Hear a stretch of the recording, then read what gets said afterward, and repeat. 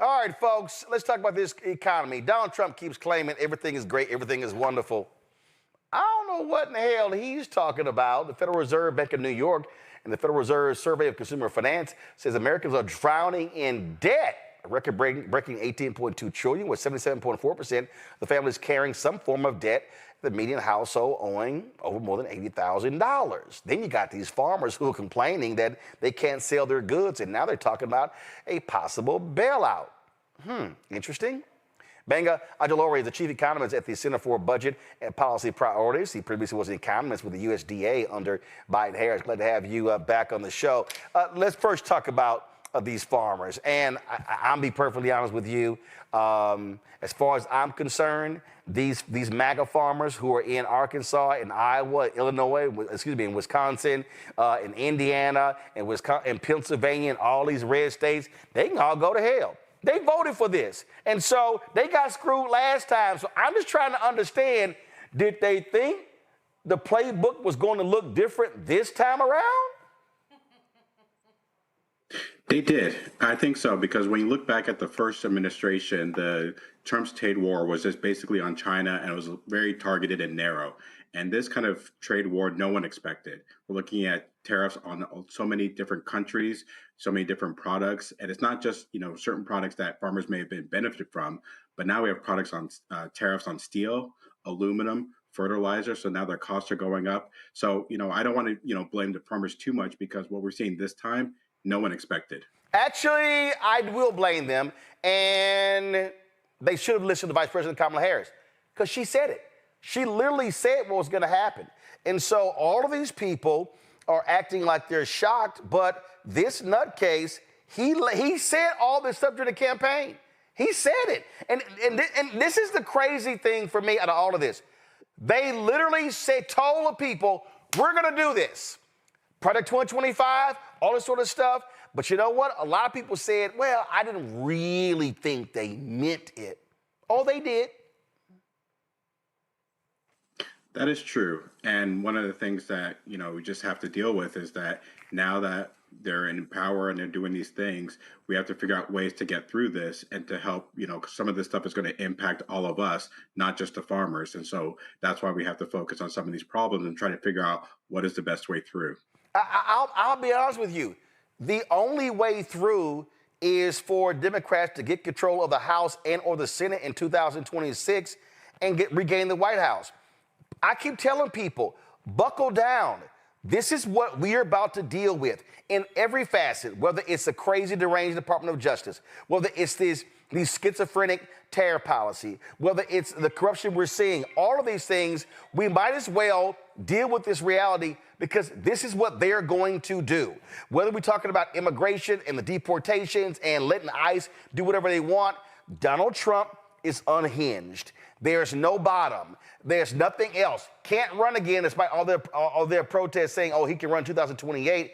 They're going to do whatever they want. So people need to just understand this is what we are about to be dealt with, because the Republican Party is not going to put any restraints on him. And I dare say the only way the Republican Party wakes up is if they lose 20 to 30 seats next year. Yeah, except the fact is we're still in 2025, and I know. We can't wait till 2026. And so that's why, focus on what are the things we can do now. How do you stop them? How do you mitigate to the best of our can to some of these issues and some of these policies? Okay, how? So give me a couple examples, because they control the White House, they control the House, they control the Senate. You've got the Supreme Court letting Trump do whatever the hell he wants to do. They literally are talking about defying federal judges. So how can they be stopped when they control the whole ball game? That's a very good question, and I don't have actually a good answer. But what we're seeing now with the shutdown is that the Democrats are trying to use any sort of leverage they can to be able to mitigate some of this harm. Yeah, but it's going to listen, this continuing resolution is only going to be for a few weeks. We're going to be back at this again. And so this is the only way they can operate. But these folks, listen, this is the problem that I see. The right wing, this has been their wet dream. It has been completely just disrupt, destroy, do whatever to the government. Slash and burn, they don't care. This is what the Heritage Foundation has wanted. This is what Russell Vought has wanted. This is what Stephen Miller has wanted. He does not have anybody with any guardrails, no checks and balances. And so I just need people to understand that they're going to have to prepare themselves mentally and financially for this chaos through until we get to January 2029. And I know people are like, oh my God, Roland, you're crazy, but I don't see anything else happening. So one of the things that we do see happening is that people are being harmed and people are being impacted, and that might, spur some of the people in Congress to actually take action. So one of the things that we're seeing now is with the healthcare cliff, with the ACA premiums expiring, and so people are looking at their healthcare costs and seeing that they're going to skyrocket, and that's going to have an impact. And then that's what the Democrats are using for leverage to be able to get Congress to act. And so we just have to keep telling the story of people being harmed. Some of the things that we're seeing is with unemployment going up, inflation going up. When the government shutdown ends, we'll start seeing more of that data, and then using that to actually say people are getting harmed. We have to do something about this. And so what's happened earlier this year, why there hasn't been as much pushback as there should be, is that people have been talking about the general economy is okay. But now even that point is even not true. Yeah, I mean, listen, I said after inauguration, actually, I said it after Harris lost to Trump. I said the only way this thing changes is if we see maximum pain to white people. To white people. Maximum pain to white people. Because a lot of these voters, they voted for pain to black people. They voted for the pain to go to brown people. But these people, these farmers, these rural people, they're going to have their health care snatched, their food benefits snatched. They're going to have to see all gas go up, eggs go up, meat go up, all this sort of stuff for them to wake up to go, oh, damn, he did it. And then they're going to have to blame Republicans. And so if Republicans lose, if they lose some key Senate races and lose a bunch of House races, that's the only thing that's going to cause them to say, you know what, maybe we ought to actually be doing our jobs of having government oversight and not let this man just completely say, I'm not going to spend money that Congress has already allocated. And that's part of the issue here, is that the way the founders set this up, they actually thought you would have a Congress that will put the executive branch in check. The problem is they never saw a Congress doing whatever the executive branch wanted and then him browbeating the judicial branch and doing the exact same thing. That is true. But one thing I want to push back on is that we can't just blame farmers and rural people for what happened in the election. There are a lot of people in cities who did not vote for Harris. And one of the things that we have to focus on is people, look at their tax cuts and the tax provisions. That's kind of one of the things about this healthcare fight, is that the Congress passed the 2017 tax law extension, but they didn't do that for the premium tax enhancements. And so we have to focus on some of those things, and just like, the blame goes all over, not just, farmers and rural people. Oh, no. Follow me here. I'm speaking specifically. Look, we look at the numbers. We had a decrease in turnout. So Trump, this mandate he claims that he got. But what you saw was, and we could run through it was very simple. North Carolina, Florida. Again, we can go through battleground states, Pennsylvania, Michigan, Wisconsin, Nevada. We go on and on and on. Arizona. These folks, they said, oh, yeah, I don't like these things, but then I voted for this. Now you got all these comedians. Oh, you got Theo Vaughn. You got Andrew Schultz and others saying, oh, no, we didn't vote for that. We voted for that. And I'm sitting there saying, no. You voted for that because it was all from the same person. It was all the same policies. And so the people, I just had a congresswoman on yesterday from California who sits on one committee, and she had this guy from Mississippi who was appealing to her for help with something. And she said, wait a minute, I'm sorry, why are you coming to me? Go talk to your two senators from Mississippi. And see, that's what I'm saying. These people who now realize that they are getting hurt, they're now trying to come to Democrats saying, oh, please help us out. My problem is that If the Democrats do it, they're not going to benefit from it. I go back to the stimulus bill under Obama. He bailed out Elkhart, Indiana, and he bailed out rural parts of this country, and they still voted against him. They voted against the Democrats. So what they want is they want help when the Republicans screw them, but want the Democrats to help them, but they don't reward the Democrats for helping them. They keep voting for Republicans.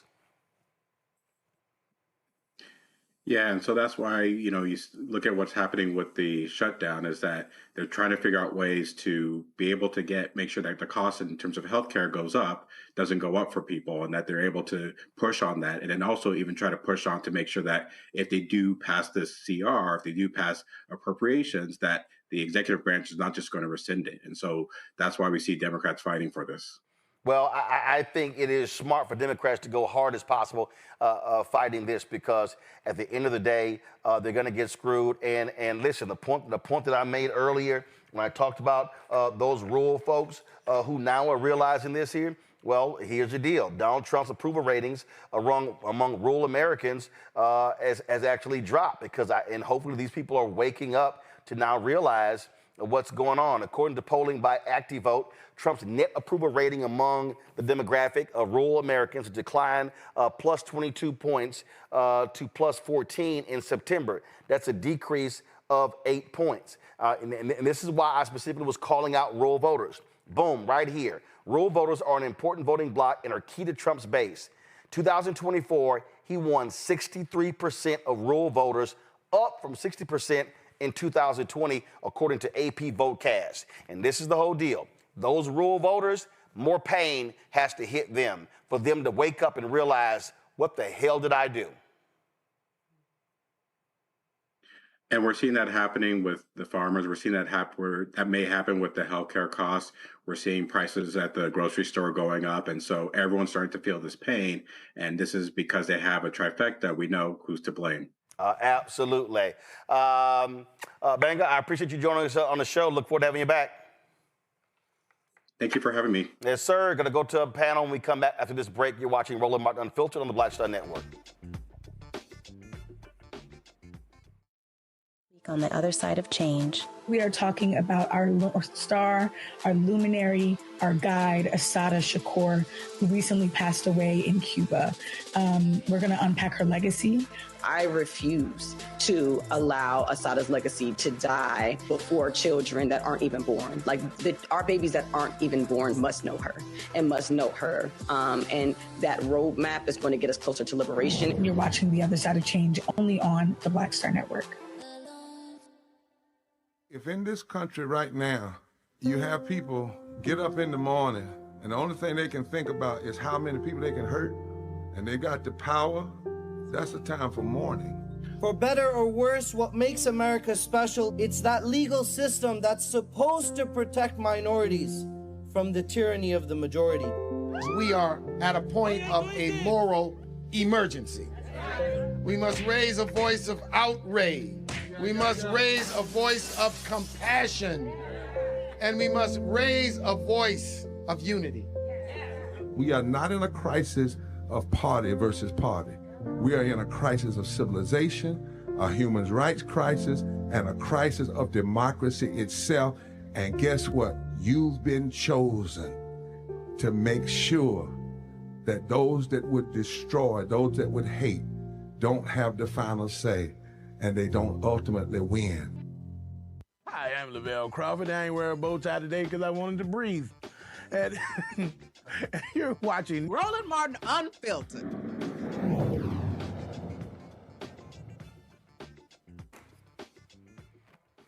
All right, folks, joining us to talk about this, Dr. Julian Malveaux, economist, president emeritus, Bennett College, author of Surviving and Thriving, 365 Facts in Black Economic History. Rebecca Carruthers, president and CEO, Fair Election Center, both out of D.C. Let's get right to it. I'm going to start with you, Rebecca. I'm going to go to Iowa.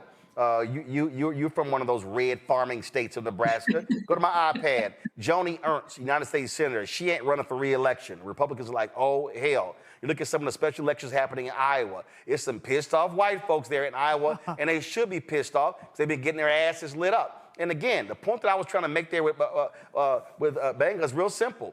These white people, these rural white folks, they are going to have to feel more pain. And yeah, does it impact black people? Yes. Does it impact Latinos? Yes. Does it impact everybody else? Yes. But these are the people who are holding up Donald Trump's approval rating. They're the ones who are still saying, yeah, he's still my guy. I'm going to need them to get punched in the gut, to get popped in the face, to get hit in the back of the head. I'm going to need them to feel pain in their shins, their ankles, and their knees. The only way these people are going to wake the hell up out of this cult following is for them to be in massive pain. You know, Roland, on the show, you've talked about these groups of people as if they're in a death cult. And when you're in a death cult, you're willing to die. You really don't care as long as whiteness can be preserved. But to your point, for these farmers, when you think about states like Nebraska, and when you think about Iowa, if you're thinking in sports terms, when you're thinking about the Big 10, the Big 12, and the SEC West, those are states where there's a lot of corn that's grown. The reason why I'm talking about corn isn't just because I'm from the Cornhusker State, is that every other year when you plant corn, the other years you plant soybeans. You plant soybeans because it helps with the nitrogen balance in the soil. And so if you can't grow soybeans this year, and you can't sell it, so now the soy just rots within the fields. Guess what that means? That means next year you don't have the proper soil balance. So that means you're not going to be able to grow the crops that you normally grow in those intervening years. So this is going to be not just a crash in agricultural parts of America this year, but it's going to be a steadily crash next year, and it's going to devastate those communities. But to your point, if you are locked in a death cult, if you are locked into this thing that is white supremacy, that is literally killing you, it's going to take a major eruption, a major shaking to shake you out of that mindset. Yeah, real simple. It has to happen, Julian. And bottom line is they got to feel it. They got to feel it every single day. And they have not felt it yet. But the economy is suggesting that we're cruising for a bruising. So you're not going to feel it today or tomorrow, but hopefully you'll feel it by midterm elections. And if not, we're going to continue to see, as you say, white folks hit, and people who do not believe that fat meat is greasy. What do I mean by that? People told them what was going to happen. Project 2025, which this man disavowed, I don't know anything about it, it's not me, now he's embracing it. But they were told what was going to happen. And that's the ironic thing, and they did not believe it. And so now it's happening. And it's happening in many steps, Roland. I mean, but the shutdown makes it a maxi step. 1.6 million Americans are affected by this government shutdown. 750,000 of them are furloughed. I have my numbers backed up. But a portion are furloughed. And the other portion are working, 750,000 are working without paychecks. Now, they're supposed to get their paychecks when the government goes back. But now this administration is saying, well, you know, maybe not. Maybe we won't give people their paychecks. What we know from the from the Trump administration in 2019, legislation was passed that said when people are laid off and they come back, they get their back pay. So a lot of people were not like that worried. They were worried, of course. Most Americans actually work paycheck to paycheck, but they weren't. So they were like, well, we'll get the money back. You know, maybe we'll take a loan. Maybe the landlord will let us have a couple other weeks. But now he's saying, well, you might get your money and you might not. Recessions do not go by party. It's not a recession that hits just Democrats. And in fact, what we're seeing, as the data you shared and the sister has shared earlier, is that in many states, you have red voters who are going to be much more hard hit. And hopefully they will wake up and smell the coffee, but many of them are still in the Trump sway of, well, he's our guy. What we're going to have to see is when your guy screws you, what you going to do? Yeah, and here's the reality, Rebecca, right here. Go to my iPad, Antoine. Electricity prices up. Yep, they're up, so the people are paying more. Then while that's happening, this idiot is sitting here snatching grants from airports and others when it comes to air, when it comes to wind, when it comes to solar, even though it's working. Not only that, well, check this out. Same thing. All of these people, who depends more on health care. Look at this. Percentage growth in Affordable Care Act marketplace signups 2020, 2025. Where's the most sign up? Those dark places. Let's see. Arizona, red. Texas, red. Iowa, red. Arkansas, red. Louisiana, red. Mississippi, red. Alabama, red. Georgia, red. South Carolina, red. Tennessee, red. West Virginia, red. Ohio, red. Indiana, red. And this is what I don't understand, Rebecca. If I'm Democrats, I'm going at the heart. If I'm Ken Martin of the DNC, if I'm Chuck Schumer, if I'm Jeffries, I'm going at the heart of these folks saying, hey, y'all really love y'all some Affordable Care Act. Y'all are the sickest, you're the brokest, you're the whitest, you're the most illiterate places in the country. Y'all really need the Affordable Care Act. Go at the heart. I'm saying, Bernie Sanders, take your ass to these red places. Elizabeth Warren, AOC, go to these red states. You got to go there and literally get on those local television stations and radio stations and newspapers and say, y'all ass is sick. And you're voting against your own interest. Roland, it's a sickness, but also you mentioned electricity. We also got to mention water. We have to talk about what's happening in the utilities. And that's before we get to that new healthcare bill that people are going to get in the mail within the next few weeks. And so when we think about the utilities, especially in that map that you showed, especially in those darker areas, those are also states where there is a deregulation, meaning that there isn't an actual regulatory system that makes sure that people aren't getting price gouged. So using the example of Texas, whenever Texas has some type of bad weather, whether it's an icy storm or there's a hurricane coming, all of a sudden people's electricity doubles, triples, quadruples, goes up into the thousands, because the way electricity is metered in Texas is that it's not set. It's determined upon the market. The reason why people should be concerned about that, you've talked about some of the data centers that are showing up all over the country. We hear about the environmental racism that happens with the data centers, for instance, as in South Memphis, but there's also beyond the environmental racism, there's the cost for utilities. Virtually everyone in this country, compared to last year, doing year-over-year analysis, their electricity has went up. When we look at the state of Minnesota, they just decided to privatize their electric utility, which means that once it's privatized, once we remove some of the regulations, those costs are going to continue to skyrocket. I know people love to make their cat videos using AI, but each time you do that, that costs about 6 bottles of water.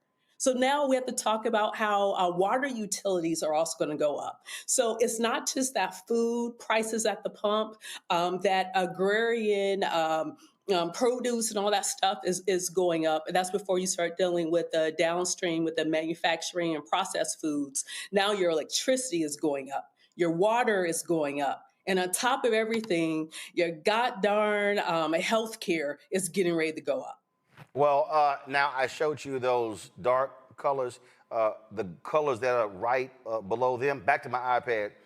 Let's see. Florida, red. Missouri, red. Michigan, went for Trump. Kansas, red. Utah, red. So the dominant places that are so dependent upon the Affordable Care Act are all these places that voted for Donald Trump. Ain't that something? Got to go to break. We come back. We're going to talk about what's happening in Florida, where these ignorant, crazy, right-wing conservatives are trying to force every state university, including Florida A&M, to erect monuments to Charlie Kirk or risk losing their state funding.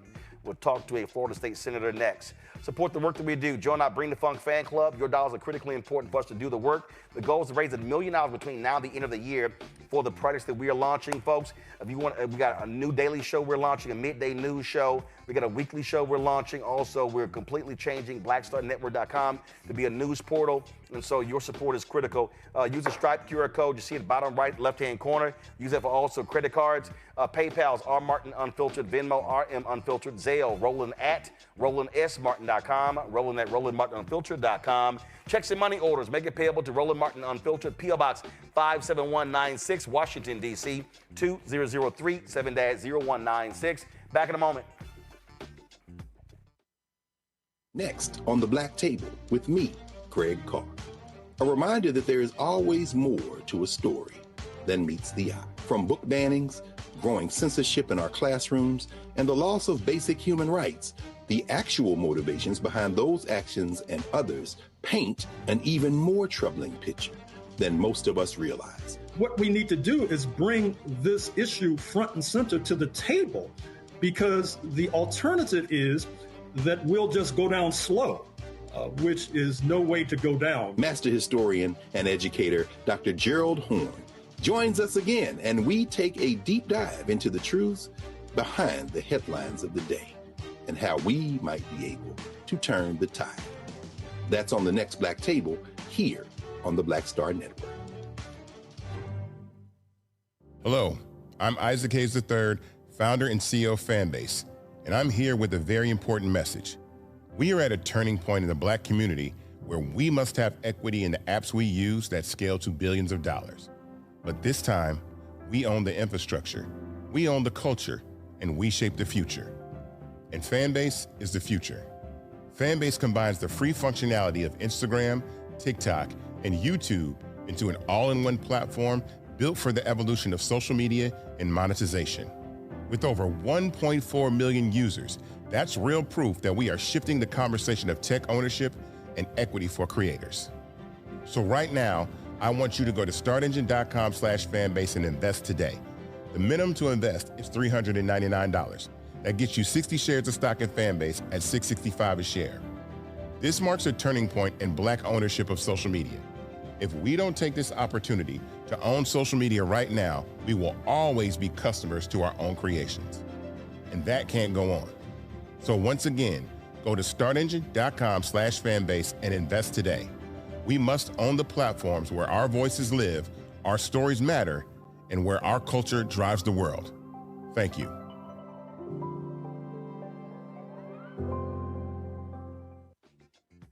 What's up, everybody? It's Godfrey, the funniest dude on the planet.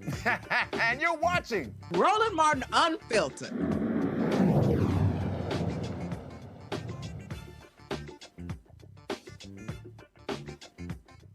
Well, these deranged white conservatives doing all they can to turn Charlie Kirk into a saint. Of course, he was shot and killed last month, speaking of Utah. Now in Florida, the Republican state rep wants every public university to rename certain campus roads after Kirk. Yeah. Kevin Steele's bill would also withhold state funding from any university that does not comply within 90 days of the law's passage. Not happening just in Florida. Similar bills are popping up across the country as part of a wave of memorial efforts for Kirk. Yeah. Florida State Senator Chevron Jones joins us right now. I'm glad to have you on the show. This is just insane. This particular bill, you know, what they want to do and say, oh, universities do not comply, we're going to pull funding. I'm sorry, Charlie Kirk is not worthy of a memorial on every public university campus in Florida or anywhere else in this country. Yeah. Well, first, Roland, I'm going to say, like my nephews say it, I always say to tell the state of Florida to stop capping. I'll tell you why. The Representative Steele filing this bill and not even having a Senate companion yet. But I do know Florida very well. And so I know that now that the bill has been filed, eventually something probably will come. But the Senate president has told us that he does not want a culture war. And it's no secret that this is an absolute overreach. And for decades, the universities have made their own naming decision. Nobody from Tallahassee or the governor's office have ever stepped into this process. And I've been in this process for 13 years. Now, suddenly they want to force institutions to name roads after Charlie Kirk. And just clear, it's not policy. And I'll be honest with you, it's absolute political theater. And so let's be clear, that we made it clear in the Democratic caucus, and we said it today, even in the press conference, that violence is never acceptable. And we should all condemn it. But dying violently doesn't erase a man's record. Charlie Kirk, as we know, he built a career off of the race baiting, off of mocking Black folks, and off of spreading division. Now, here's what I will say, Roland. As a FAMU graduate, it is an absolute slap in the face to the #1 HBCU within this country. So now you're telling that if we don't name a particular road after Charlie Kirk, now we risk getting funding. And so, yes, as a proud graduate, I mean, the names of those roads that are on FAMU's campus, now that you want us to change, they honor the people who built that legacy through the blood, sweat, and tears. People who made sure students like me could walk those grounds with pride. And so I can tell you that we're going to fight like hell in the Senate, because we met with we're meeting with the Senate president as not just as a Black caucus, but as a Democratic caucus, because we were able to stop a lot of these bills last year. And we are going to try to do the same this session. The problem is if Donald Trump gets into the ear of the leadership of these chambers, the game is over. They're going to push this all the way through and as far as they can. Yeah, and so now the question is, will MAGA appoint presidential appointee Marva, the woman who's president of Florida A&M, is she going to have the courage to tell them, y'all, that is not a good idea on my campus?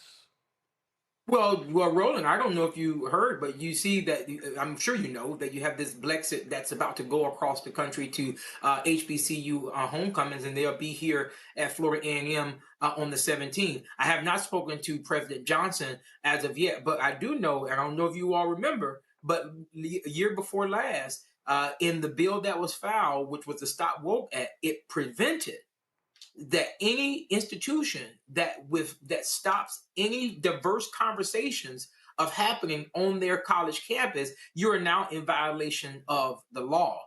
And so the question now becomes, if these universities push back on this, are they violating the law? And I could be honest with you, the Student Government Association president and the faculty and staff at Florida A&M University, they have now gotten wind of this and have made the clarion call to the legislature to make it clear that they do not want this on their campus. And I'm hoping that President Johnson, where I sit on her transition team, and I'm sure that this is a conversation that we would love to engage in. And what does this look like in us moving forward with this type of legislation on a predominantly Black campus, when we know what this man has said about Black people, and more particularly Black women? Well, certainly in the case of this Florida bill, they're talking about a street. In Oklahoma, this guy literally wants a memorial plaza on every state campus, and that would include Langston University. But Roland, I think we need to understand what's happening right now. Yeah, I call these fight-picking bills. Although real, these are fight-picking bills because they don't want to talk. I mean, I just listened to your last segment, and the last segment is absolutely true as it pertains to an affordability crisis that we're having here. We look at what's happening in Florida. Florida has the highest car insurance rates in the country, where people already can't afford their property insurance, but yet and still we're filing a bill when it comes to Charlie Kirk, someone who would not give a damn about or would not spit on me if I was on fire. And now we're talking about this being the top of our legislative session that starts in January, when people can't even damn live.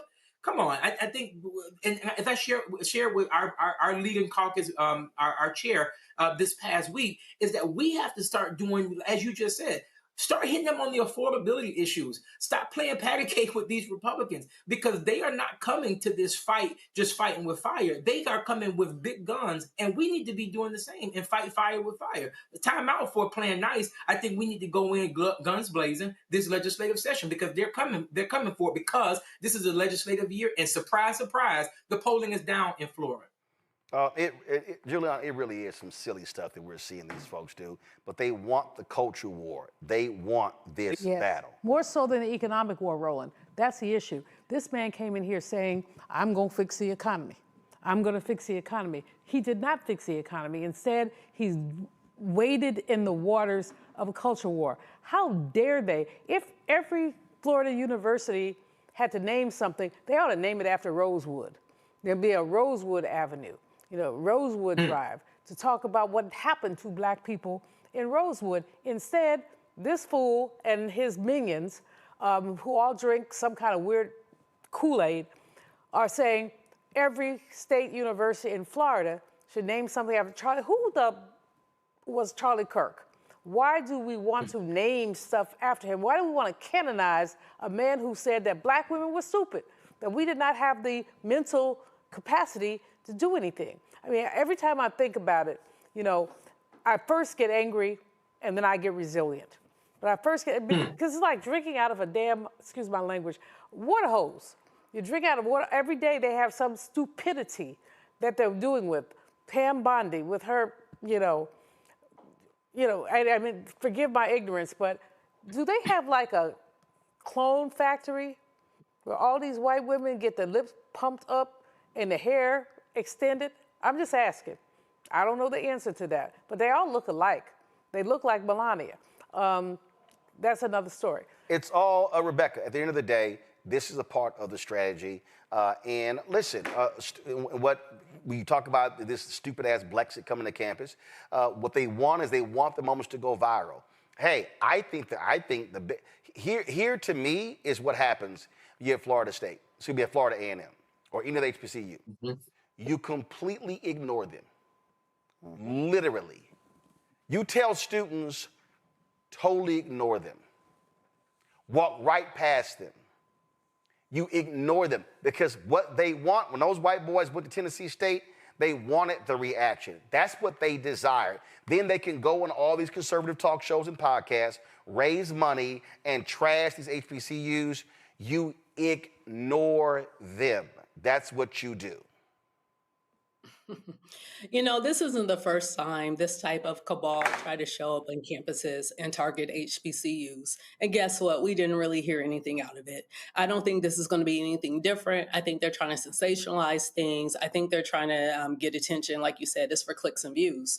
But talking about the renaming of things, here's the thing about Black folks. For us, joy is resistance, resilience and rest is also resistance. But here's one thing that I know when it comes to naming conventions, we're going to call a thing what we're going to call it, regardless what somebody else says, which is why over half of us have nicknames and no one knows us by our government names, or the reason why we call all facial tissue Kleenex, regardless of the brand. At the end of the day, we're going to do what we want.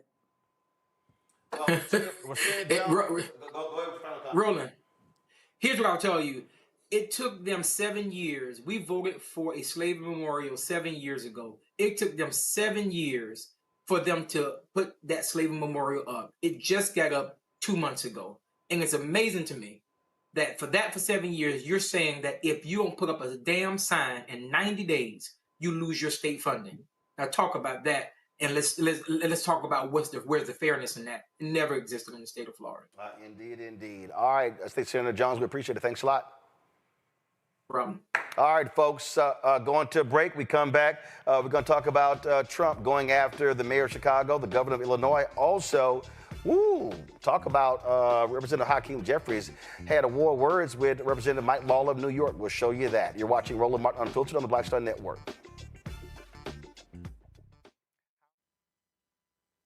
Next on the Black Table with me, Craig Carr. A reminder that there is always more to a story than meets the eye. From book bannings, growing censorship in our classrooms, and the loss of basic human rights, the actual motivations behind those actions and others paint an even more troubling picture than most of us realize. What we need to do is bring this issue front and center to the table, because the alternative is that we'll just go down slow, which is no way to go down. Master historian and educator Dr. Gerald Horne joins us again, and we take a deep dive into the truths behind the headlines of the day and how we might be able to turn the tide. That's on the next Black Table here on the Black Star Network. Hatred on the streets, a horrific scene, a white nationalist rally that descended into deadly violence. White people are losing their damn minds.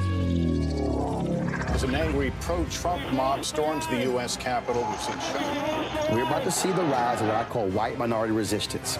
We have seen white folks in this country who simply cannot tolerate black folks voting. I think what we're seeing is the inevitable result of violent denial. This is part of American history. Every time that people of color have made progress, whether real or symbolic, there has been what Carol Anderson at Emory University calls white rage as a backlash. This is the rise of the Proud Boys and the Boogaloo Boys. America, there's going to be more of this. Here's all the Proud Boys, guys. This country is getting increasingly racist in its behaviors and its attitudes because of the fear of white people. The fear that they're taking our jobs, they're taking our resources, they're taking our women. This is white fear.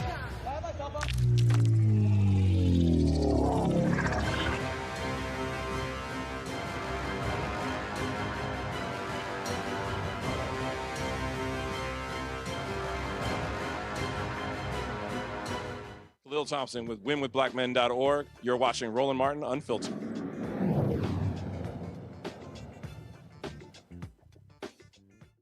The 34-count criminally convicted felon in chief, he's saying Chicago Mayor Brandon Johnson, Illinois Governor J.B. Pritzker should be behind bars. Really? This idiot posted this on social media. Chicago mayor should be in jail for failing to protect ICE officers. Trump posted. Governor Pritzker also. Pritzker said, I won't back down. Trump is now calling for the arrest of elected representatives, checking his power. What else is left on the path to full-blown authoritarianism? Here's how Chicago Mayor Johnson responded. This is not the first time Trump has tried to have a black man unjustly arrested. I'm not going anywhere.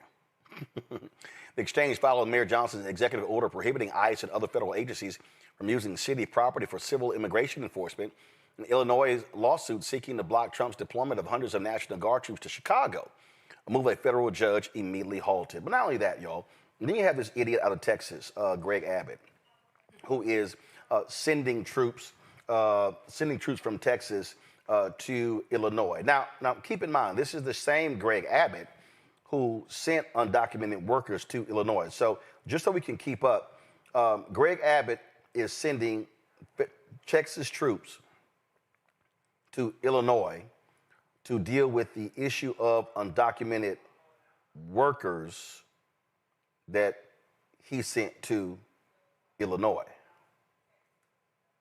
I hope y'all are keeping up. That's how stupid these people are. That's how dumb they are. Then you got Ice Barbie, okay, who ain't the brightest bulb in the dark room. She also said stupid stuff like this. In Chicago, we had a 10-car caravan trail our ICE officials and pin them down. And those ICE officials, to get out of their vehicles, a woman tried to ram them and run them over, and shots were fired to get them to safety. So it's happening on a regular basis, and any elected official that allows this to happen and gives cover to those kind of individuals who are perpetuating murder should absolutely be prosecuted. She's lying. She's lying, and they are very good at that. They lie and they lie and they lie and they lie and they lie. And so this is just what they do. Here's Chicago Mayor Brandon Johnson speaking on this issue on CNN. Watch this. If he was serious about safety, he would not have defunded a program of $800 million that was geared towards violence prevention. He cut the ATF budget by 30%. He has defunded our education system. He has defunded our transportation system. He is firing black women across this country. He's defunding our healthcare system. This president is absolutely out of control, and it's incumbent upon all of us. If there was ever a time for working people to unite in this country, now is that time. And the city of Chicago is going to stand firm in protecting humanity and protecting and defending our democracy. You know, Rebecca, a lot of people were giving California Governor Gavin Newsom credit, and still are, for how he is firing back at Trump. Well, guess what? Mayor Brandon Johnson is doing one hell of a job as well, properly laying the foundation and speaking directly to the issues as to what these idiots are doing. You know, and it's very important to see the mayor speaking up and telling people, between he and Governor Pritzker, telling folks, make sure you're recording everything. The reason why that's so important is next month is the start of the 60th anniversary of the Nuremberg trials. And there's going to be an account. There's going to be liability for what's happening now during this period. But people can't just post this stuff on social media. People are going to have to hold these records, because these are going to be the very records that are going to be used when it's time to have the legal reckoning for what's happening now. As we're watching this administration work outside of the Constitution, we watch this administration say things such as the president has plenary powers, aka ultimate authority, even usurping the Constitution. So there's going to be a legal reckoning that's going to come out of this. Absolutely, Juliana, and they're just saying crazy stuff what they're doing, and what is insane when we look at what's happening here. Now they're considering the Insurrection Act because he wants to send troops everywhere. That's what they're doing. And so it's like what the hell are y'all doing? He wants to see these troops on the streets of America because he wants to be a strong man. You know, this is such absurdity when you think about the many times that troops have gone to the streets. We've seen it before. We've seen it, Little Rock. But this is a manufactured crisis. This is not a crisis of any sort. It's manufactured. And what they continue to do is say the same thing over and over and over again. And those of us, and I say us, who don't selectively look at their news, they're not looking at Roland Martin Unfiltered. They're not looking at The Root. They're looking at this crap that keeps repeated, and then they'll repeat it back to you. And so when you see what's going on, I mean, this whole notion of canonizing Charlie Kirk and requiring Florida universities to do streets after him, the whole notion of lying, as you said, lying is what they specialize in. But the challenge with their lies is that there are few, Roland, who are willing to refute them. And so they put it out there, and this Congress knows better. What bothers me the most about anything, I love Hakeem, I love my Democrats, some of them, but many of these Republicans know better.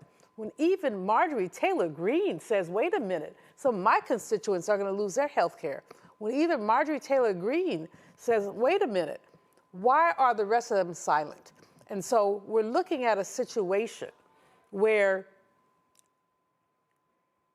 I'm speechless because I'm trying not to use a lot of profanity. You do, and I'm trying not to. In my old age, I'm trying to give up profanity. Oh, well. But this insanity of going after, of what's going on, this insanity has gone unchecked. I mean, unchecked. And that's a challenge, is the way that this nonsense has been unchecked. So when we look at what's happening in Florida, was Chicago. But bless you, Mayor Brandon, and bless you, Governor Pritzker. But here's the whole deal here. This is how Mayor Johnson responded to Texas Governor Greg Abbott sending those troops to Chicago. The governor of Texas should be worrying about Texas. Why he all up in my business?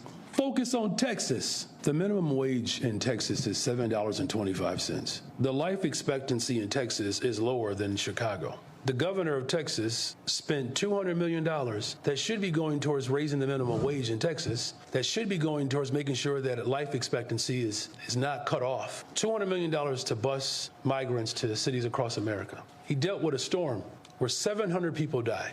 Whatever his understanding is, clearly he doesn't understand how to make sure that workers have a livable wage. He doesn't understand how to make sure that life expectancy is not cut off because you're poor. He certainly does not understand how to deal with a crisis where 700 people died in a storm. $200 million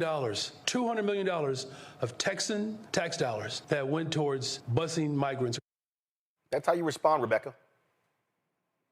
Absolutely. You respond with facts because he's creating a public record. Because what's unfortunate, when we look at some of the corporate media, they're not properly reporting on what's happening. Instead, they see this trumped up White House presser, and you see the faux outrage of, we don't know why the Mayor Johnson has an issue with us. And then you see the very impassioned Mayor Johnson. And a lot of people are left wondering, well, hey, what's really going on? Why is he on a 10 when they're on a 3? And so it's very important for him to provide that data, those facts. So when his press conferences breaks through the algorithm online, people are actually informed and they understand what's happening. Because what's very unfortunate is this White House refuses to tell the truth, but this White House is also intentionally lying and misguiding Americans in this country. And we really need for people of goodwill to understand what's happening. Because one thing that we know, even though about 2/3 of the world is under authoritarian rule, we know it only takes 2.5% of a population to disrupt and stop authoritarianism. That is about 9 million folks in this country. If we could get 9 million people in this country to stand up, get involved, be informed, that is enough to stop this. Yep, absolutely. And so it's a whole lot going on here. All right, going to a quick break. We come back. Government shutdown continues. And, man, House Democratic leader Hakeem Jeffries goes at it with a fellow congressman, Republican from New York. We'll show you what happened in the halls of Congress. You're watching Roland Martin Unfiltered on the Black Star Network. This week on The Other Side of Change, we are talking about our star, our luminary, our guide, Assata Shakur, who recently passed away in Cuba. We're going to unpack her legacy.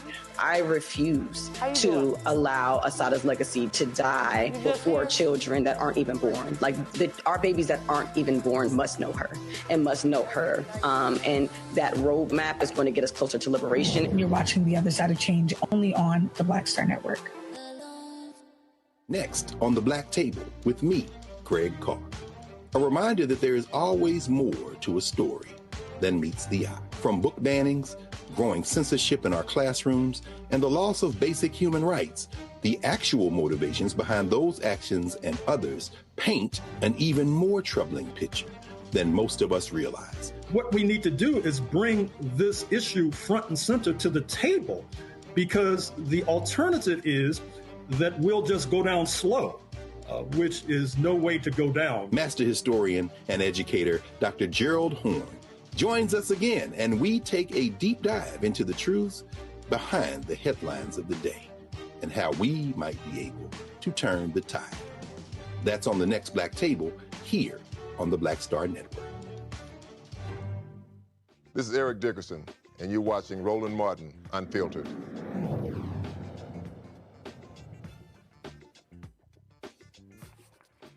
Government shutdown continues, and man, if things get a little spicy in the halls of Congress. House Democrat leader Hakeem Jeffries held his daily news conference. We carried it right here on the Black Star Network. So Republican Mike Lawler of New York decided to confront Jeffries. This is how that went. Your extension. Why don't we sign on right now? Let me ask you a question. Did you get permission from your boss? Why don't we sign on right now? Did your boss, Donald Trump? Easily extend Did your boss, Donald Trump, give you permission? Yes, he is. No, he's not. By the way, so let me ask you a question. Why did you vote to shut the government down? Why did you vote to shut it down? Let me ask you a question. For years, you always lectured about how we need to keep the government open. You're making a show of this to make yourself relevant. It's sad. You could easily sign on to this. You're embarrassing yourself right now. You could sign on to this. The only You're embarrassing chasing here is clout. You're an embarrassment. You could sign on to the bill. Let me ask you a question. You have 4 Democrats on here. Let me ask you a question. Let me ask you a question. It's a clean extension for 1 year. You voted for the one big ugly bill, correct? I voted for a tax cut bill that gave the largest tax cut to Americans in history, including, by the way, the average New Yorker getting a $4,000 tax cut. Are you against that? You're embarrassing yourself right now. Do you want to cut the standard deduction in half? The largest cut to Medicaid in American history. You voted for that. Fraud and abuse, by the way. You voted Tom DiNapoli, the Democratic controller of New York. Let me ask you a question. Pointed out that $1.2 billion were wasted. Listen, you're not going to talk. You're not going to talk to me. You're not going to talk to me and talk over me because you don't want to hear what I have to say. Oh, I'm listening. So why don't you just keep your mouth shut? Oh, because you showed up. You showed up. And so you voted for this one big ugly bill. You can extend it right now. A permanent extension of massive tax breaks for your billionaire donors. So 90% of Americans. So they can get a permanent. Meanwhile, new legal challenges are brewing against these maggots for the languages posting on federal websites and in government emails accusing Democrats of causing the shutdown. The Department of Agriculture's website currently features this message. The radical left Democrats shut down the government. The government website will be updated periodically during the funding lapses for mission-critical functions. Trump has made it clear, y'all know I don't call him president. Trump has made it clear he wants to keep the government open and support those who feed, fuel, and clothe the American people. Yeah, they don't care about the Hatch Act. They really don't care. Washington State Congressman Adam Smith joins us right now. Congressman Smith, glad to have you here on Roland Martin Unfiltered. And what we saw there, that exchange between Jeffries and Lawler, frankly, that needs to happen with more Democrats. I remember when Jamal Bowman was in Congress, and a lot of Democrats who were really upset when he confronted some Republicans in the hall. What I am hearing from people all across the country, and I travel all across this country, they are saying they want to see some fight, some gusto from Democrats in challenging these MAGA Republicans every day.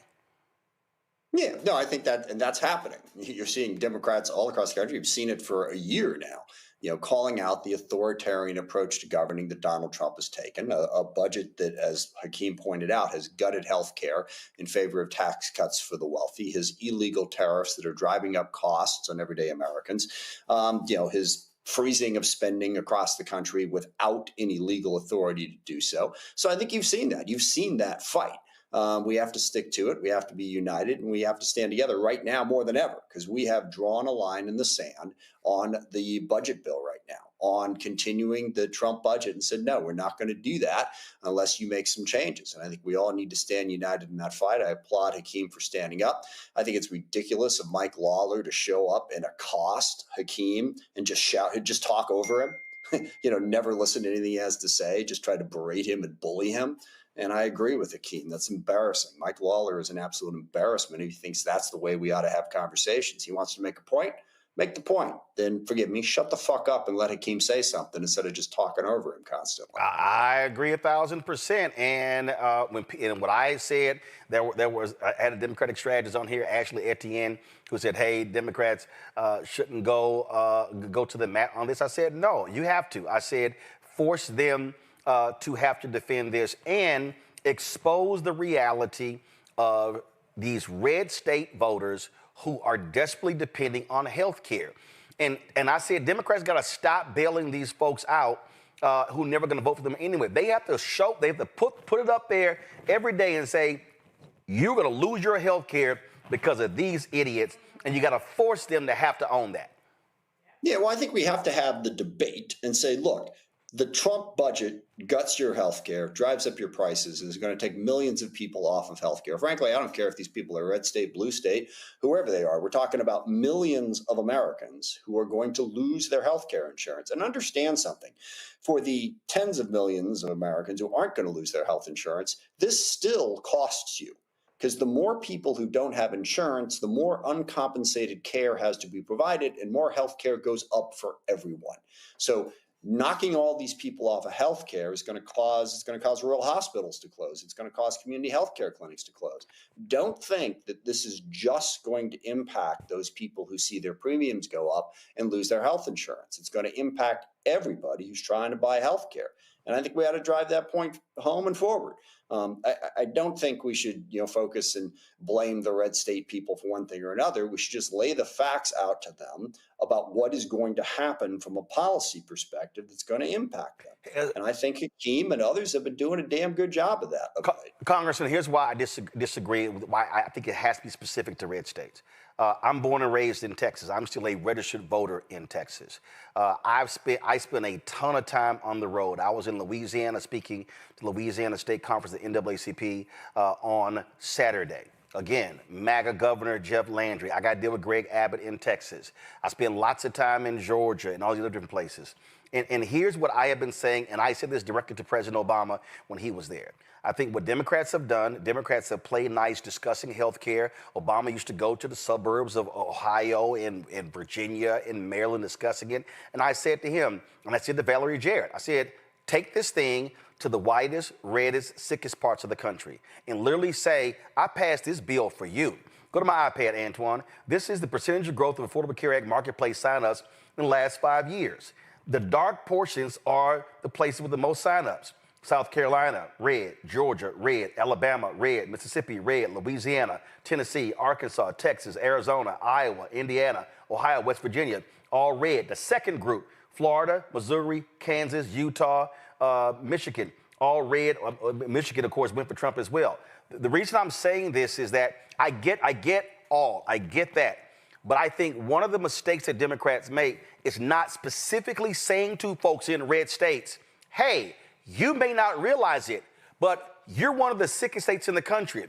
You need health care. You need these SNAP benefits, and you should be asking your 2 U.S. senators and your congressmen why they're voting against you.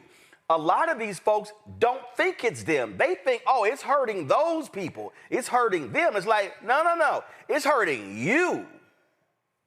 Yes, we have to make that case. No question. We have to make it broadly, and we certainly have to make the case to people whose votes we have not yet gotten. And I think you're right. You go to red states, go to states that have voted for Republicans. We have to convince them that they should change where they're at. And I think pointing out to them the impacts of those policies makes sense.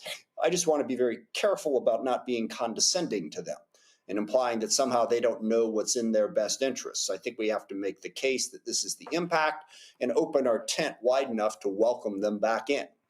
Well, as somebody who's, again, born and raised, Howard Dean said this in 2004. He said Republicans use God, gays, and guns to deflect. Obama talked about folks loving their guns and their religion. Republicans lost their minds. But so the reality is Republicans use culture wars to appeal to their base that gets their eyes off of the economic issues. And see, listen, I get Republicans. I go on shows. Republicans go, well, black voters, why are black people voting against their interests? What have you gotten from the Democratic Party? And I'm like, what have broke white people gotten from the Republican Party by keep voting for them and voting against their interests? And then all of a sudden they look at me and I say, wait a minute, if Republican policies are so great that you want black people to vote for them, why are most black people in red states? And I said, why are those red states some of the brokest? It's amazing when they get real quiet when you hit them with that. I'm not saying, I use data. I'm like, I'm sorry, you want to argue with me, but healthcare, education, economics, red states at the bottom, blue counties represent, say you're from 71% of America's GDP comes from blue counties. Math, that math is mathing. Yeah, no, I think that's a huge part of the argument we have to make, and I will agree with the upfront point. We got to be really aggressive about it. What Trump is doing certainly is a threat to our democracy, but is also a threat to our economic well-being, and is specifically a threat to the working class in this country. The people who most need help right now, as wealth has been concentrated, are being hurt by Trump's policy. One of the things that we also are seeing, obviously, they have no problem being hypocritical. But how do you respond to Speaker Mike Johnson? Literally, okay, we lost the congressman there. I don't know what happened there, so y'all let me know when we get him back.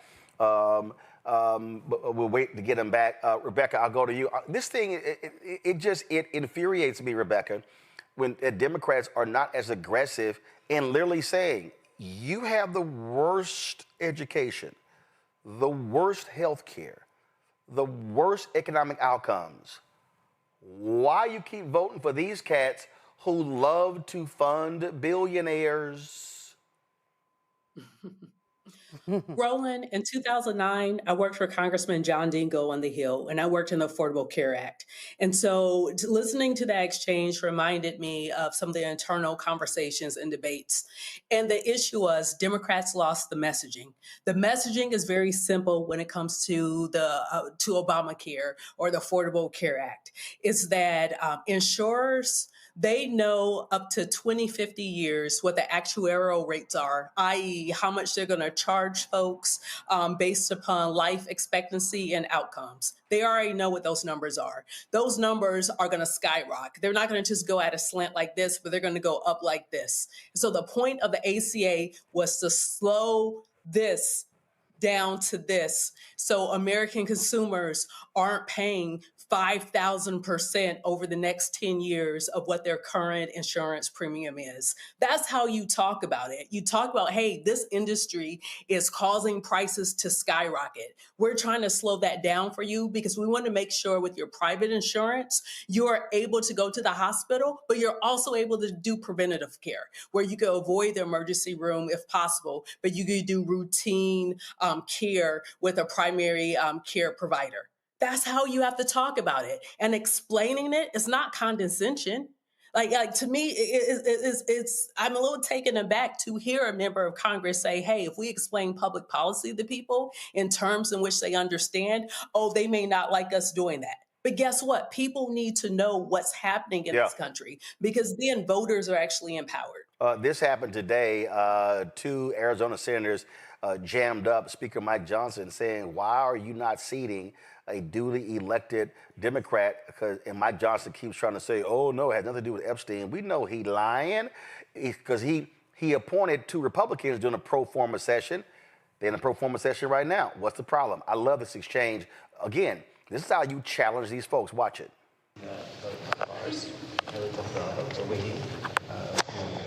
Reopen the government so we get back to work. I mean, but this excuse just keeps on moving. It's not great if you want representation. Last week there's 750. Wait, let me answer the question. We're happy that she got elected. She's filling her father's seat. That's fantastic. We have a long tradition here and a process of how we administer the oath to a member. You know, he served here for a while.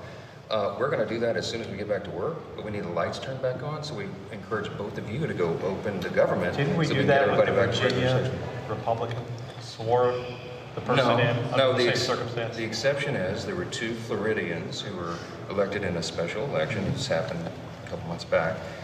They were here on a day, they had their families here, they had a scheduled day for the oath of office, and the House was called out of session that day. They had all their family and friends here, so we went ahead and went through the process. And with all due let me respect, finish. Wait, let me answer the question if you're going to ask it. And so that was the exception we did because the family was here. Ms. Grijalva, Rep-elect Grijalva, has not yet had a scheduled date because she was elected after the House was out of session. So I am anxious to administer the oath to her. How much is this as soon as you guys just vote don't to want open the her to government. be on the Epstein. You don't want her to be on the Epstein discharge. How much? It's totally absurd. You guys are experts at red herrings and distraction. Moving along. No, no, it has nothing to do with Epstein. The House Oversight Committee is working on the Epstein files right now, releasing 34,000 pages and more on the way. You know she's key to that Let me finish. The House Oversight Committee. Representative Smith back. Representative Smith, I was playing that video. It's laughable that the speaker won't seat a duly elected Democrat to the House when he literally did this to 2 Republicans. Like we're not stupid, Congressman. Yeah, no, look, there is no defending that. And the other thing that Mike Johnson has done in this process that I hope we pay attention to, we've had government shutdowns before. I've been through, I think, 4 of them. Every single shutdown we've had, Congress has stayed in session and kept working. You know, Mike Johnson's trying to spread this fiction that somehow, because we have a government shutdown, Congress can't be in session. Right. That's a complete lie. We're always in session. In fact, with a government shutdown, we need to be in session even more because we got to fix the problem. Because what he gave, what last week? He's like, oh, give him a week off. Right. No, and I think part of the effort is, as Ruben and Mark were saying there, to block the seating of a duly elected member of Congress, which is, again, an authoritarian way to run the government. We should be back in session. We should, for a whole bunch of different reasons, but certainly one of them is to seat a duly elected member of Congress. Well, it is ridiculous that that's not happening. I had to deal with Texas Governor Greg Abbott refusing to call a special election after my fraternity brother and dear friend, Representative Sylvester Turner, passed away. And so the 18th Congressional District has been left without a representative for literally 9 months. And the election is going to be in November. And here you have this case where they actually have an election, and Johnson's like, yeah, no, we're just going to wait till we're back in session to swear her in. Oh, when the Republicans, they had their families here. And it's like, okay, so what if she brings her family here? Well, no, that's different. It's just nonsensical. But this is where and I'm telling you, Representative Smith, I spend tons of time on the road. What people are saying is keep the pressure on them. Do not relent. They're saying offense. Stay in their faces, stay on the offense, because that's what's resonating with people, because they're saying they need somebody to fight as opposed to being on the defensive. Yeah, no, I completely agree. And this gives us that opportunity. They need our votes in the Senate to move their agenda forward. So this is our opportunity to fight, have leverage, and stand up. And we've been doing that. And I hope people recognize that. And it's not that I don't think that a shutdown causes some pain. It does. But that pain is being caused by the Republicans' unwillingness to negotiate with us and to move forward a reasonable budget. We don't have to vote for their budget just because they threaten us. We need to stand up and fight back against it and push our priorities, like health care. 2 quick questions. Julian Mavo, your question for Congressman Smith. Congressman, the failure to swear in Representative Grijalva, the failure to swear her in doesn't change very much, but it does deal with the issues of democracy and representation. What can Democrats do to push Lil Johnson, to the point where he is forced to swear this woman in? Her district is now being unrepresented. So please tell me, what can you do? Well, I think what Mark Kelly and Ruben Gallagher were doing there, shine a light on it, bring attention to it. Describe it exactly as you just did. This is a impediment to democracy, not to seat a sitting member of Congress. I think we have to shine a bright light on it and talk about it as often as we can, and force them to own what they're doing. That's what we can do. And what we need to do is message strongly on it, because I'm quite confident that 80-90% of the American people would not agree with the House of Representatives blocking the seating of a duly elected member of Congress of a district in this country. Those constituents in that district in Arizona deserve to be represented. They voted, they picked their representative. They are being disenfranchised in violation of the Constitution. And I think we need to make that case loudly and aggressively. Rebecca. Congressman, thank you so much for being on the show tonight. So we know there is early voting that's happening in this country right now, and it's largely local and some state elections. But right behind that is the race to the midterms. In your words, why should America vote for the Democrats to take back the House in 2026? Because we believe in standing up for working people, and we recognize that the fundamental challenge our country faces right now is the concentration of wealth. Too many people are struggling every day to pay their bills. The Trump agenda is moving us in the wrong direction. His tariffs, his spending cuts, his cuts to Medicaid, the Affordable Care Act are driving up costs on the American people. The cost of health insurance, the cost of energy, the cost of food, the cost of housing are all going up under his policies. We need to reverse that and change that. And we need to get back to the agenda that was reflected in the Build Back Better agenda, an agenda that was going to help Americans struggling to pay for child care, for education, for health care, while placing taxes on the wealthy who have benefited from this concentration of wealth to pay for it, and also getting prescription drug costs under control by forcing the big pharma companies to negotiate with Medicare. That will save us hundreds of billions of dollars and will help pay for those priorities. Democrats want to help working people. The Republicans want to help billionaires and also undermine our democracy. And I do think we should make this case. I know kitchen table issues are what drives it for the most part, but I think people should be concerned about the fact that we have a president who's sending ICE agents into neighborhoods to terrorize people who have committed no crimes. I think we should be concerned about a president who is using the U.S. military to do domestic law enforcement. We should be concerned about a president who's starting a war with Venezuela with absolutely no legal authority to do so. On issue after issue, our fundamental rights as Americans are at risk. Democrats will stand up for those rights and will deliver economic opportunity for the working class. That's our message, and that's what we ought to go to work on. All right, Congressman Adam Smith, we appreciate it. Keep up the fight.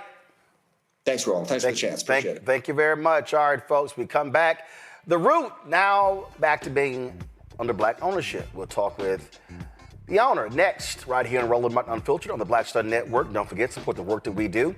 What we do here every day, nobody else is doing, folks. We talk about this a daily news show focusing on African Americans where we are centered. We're focusing on that. In addition to that, we are launching new products as well. We got 4 weekly shows. We're launching another one, a daily show. A lot of stuff happening. Your support is critical for us to do that. And so, we're looking forward to a huge 2026, traveling the country, covering stories all across the nation, covering these races. If you want to support us via Cash App, use the Stripe QR code. You see it right here, bottom left-hand corner. You use that for credit cards as well. PayPal's R Martin Unfiltered, Venmo RM Unfiltered, Zelle Roland at RolandSMartin.com, Roland at RolandMartinUnfiltered.com. Checks and money orders, make it payable to Roland Martin Unfiltered, P.O. Box 57196, Washington, D.C., 2003 7-0196. Back in a moment. On the next Get Wealthy with me, Deborah Owens, America's Wealth Coach, we talk about the principles of mindset, strategy, and execution. This week, we're adding a fourth, faith. You're going to hear from a mother and daughter duo who are helping thousands of Black women build wealth, all through their faith. You are more than you can ever imagine. Not just obtaining things to show that, but seeing yourself. Making your faith work for you. That's right here on Get Wealthy, only on Black Star Network.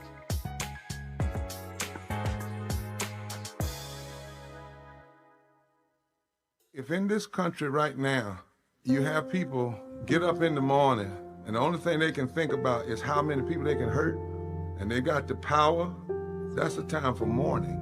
For better or worse, what makes America special, it's that legal system that's supposed to protect minorities from the tyranny of the majority. we are at a point of a moral emergency. We must raise a voice of outrage.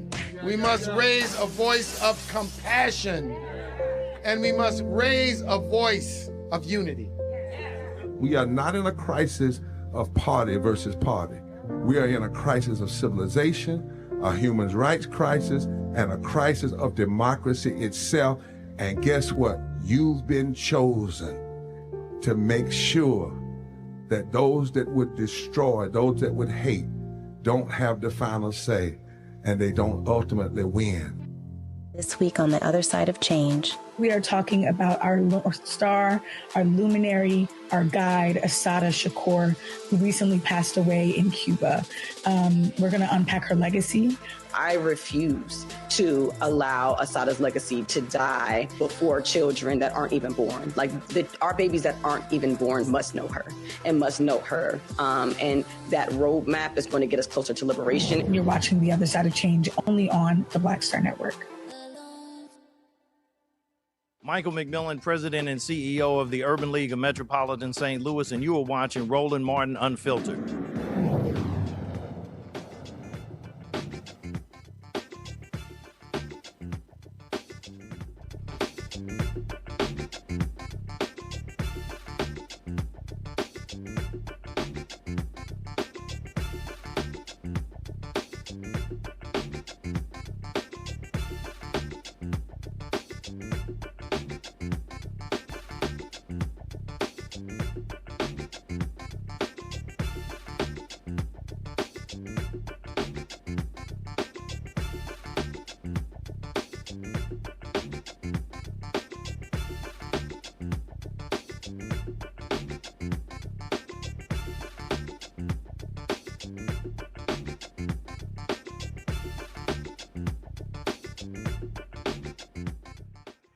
The digital website The Root was founded 17 years ago by Henry Louis Skip Gates Jr. and Donald Graham, owner of the Washington Post. It's a platform for black culture, politics, and social commentary. Now, Gates had a minority ownership interest in that.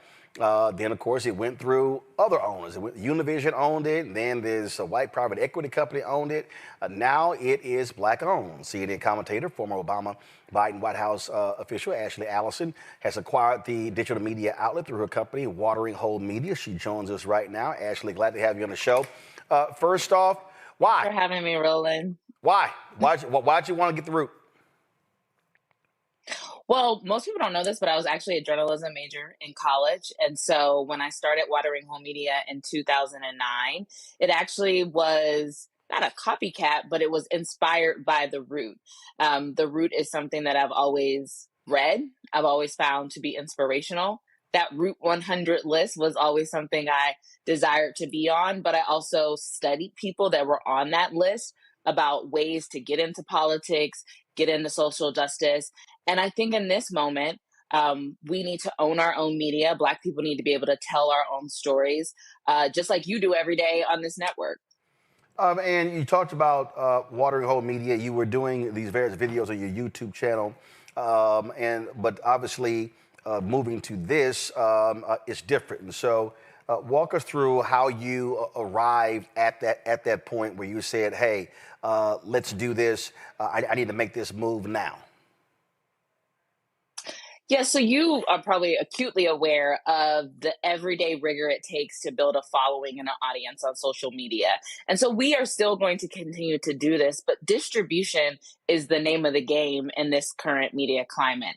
And The Root has a massive audience and it has a loyal audience. And so when the opportunity became available to purchase it, it seemed like a perfect opportunity for Watering Hole to partner with them. Now, The Root is a little different than the work we do at Watering Hole. To date, Watering Hole has only been video first, and The Root is primarily a written publication. And we will continue to keep it written, but we also want to bring our video expertise to The Root so that we can meet our audience where they are, whether we're covering politics, whether we're covering entertainment, whether we're covering sports.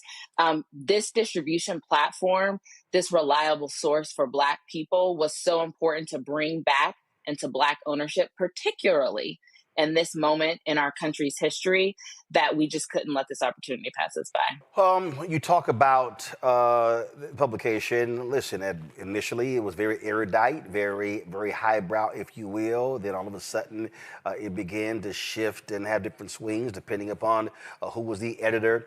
At some points, a lot of focus on entertainment and culture, things along those lines. What is going to be your focus? If you're talking about what lane are you going to occupy, if you will, what will the route be? So, we always talk about Black people not being a monolith. So we need more than just the publication, The Root, to service Black people to get the news. But we definitely will be reporting on the news of the day and how it impacts Black people, how people should be making sense of the moment, whether it is in politics or whether it is in pop culture. We will continue to cover entertainment, but it will also, we're going to root it in facts, we're going to root it in science, we're going to root it in data, and we're going to present it so Black people have a trusted publication that they can go to. But here's the thing that I think you probably would agree with is that The Root is not just for Black people. Black people set culture in American culture. And so all Americans and people across the globe should be looking at The Root as an outlet to really get a sense of what is happening in this country politically and culturally. Again, acquisition is one thing, operating is another.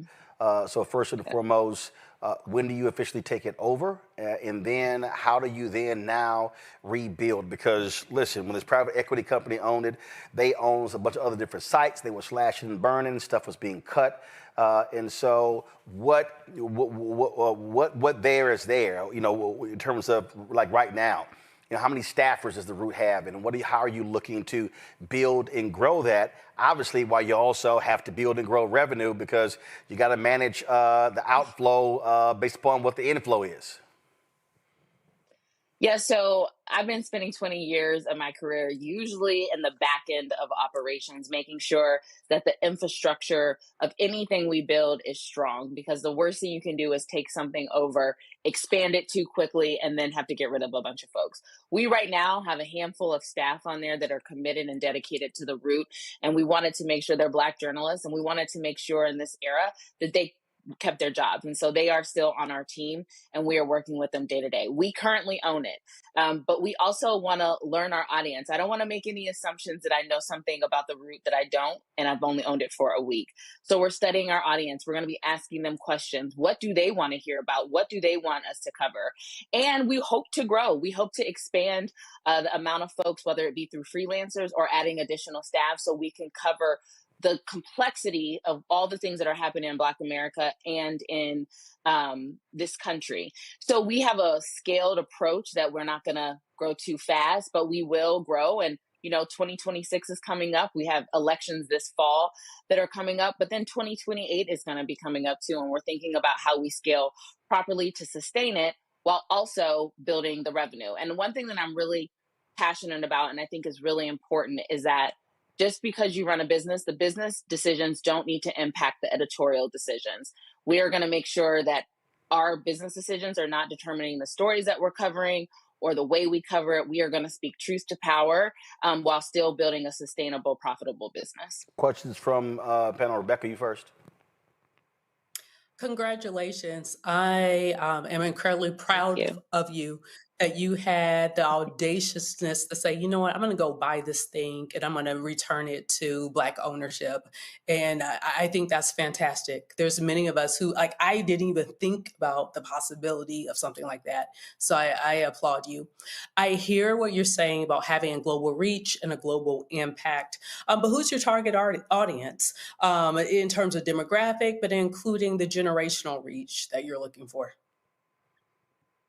Absolutely. So as I was exploring whether or not and first, thank you, Rebecca. I really appreciate that. It did take a lot of nerve, but I also want to give Roland a shout out. I told him this. He was one of the first people I told about the acquisition.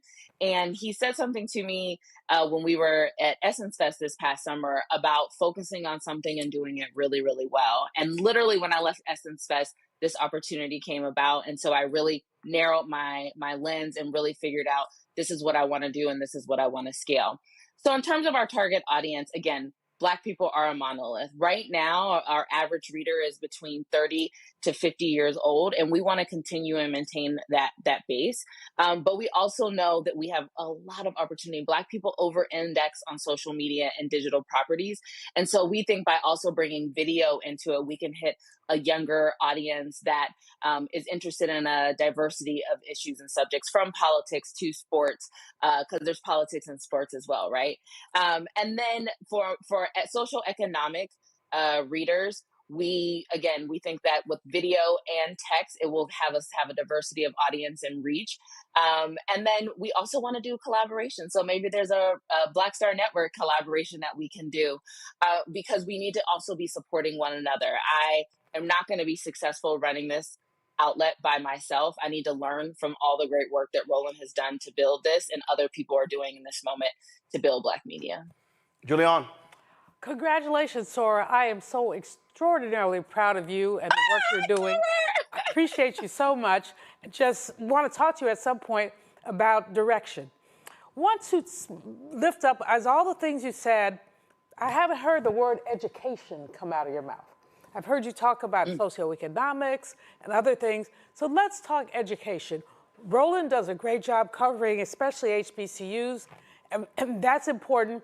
But under this administration, at a time such as this, we're seeing scores going down, our young people being beleaguered. Tell me what the Root will do now about an education beat. Oh, I love it. Well, first of all, Sora Malvo, you know I love you. You knew me back when I was a little college girl, just with bright eyes, just trying to make my way in Washington, D.C. So thank you for all that you've poured into me. I started my career as a high school special education teacher in Brooklyn, New York. So education is fundamental and important. And I think that education is being impacted by politics right now, but also the types of education that are available from K through 12, as well as post-secondary education. So while I can't commit, I don't want to overcommit to education. Education is essential to having access to growing wealth, to having access to great job opportunities, and it definitely will be a primary focus because education has played such a critical role in my life. I would say this here: no education beat. Here's what I mean by that. No. This is because this is the piece here. So listen, I ran Tom Jones' BlackAmericaWeb.com. And one of the things that a lot of people do, I've had people approach me and they're like, well, you know, can you cover this? This is what I say. We cover stuff, we center Black people.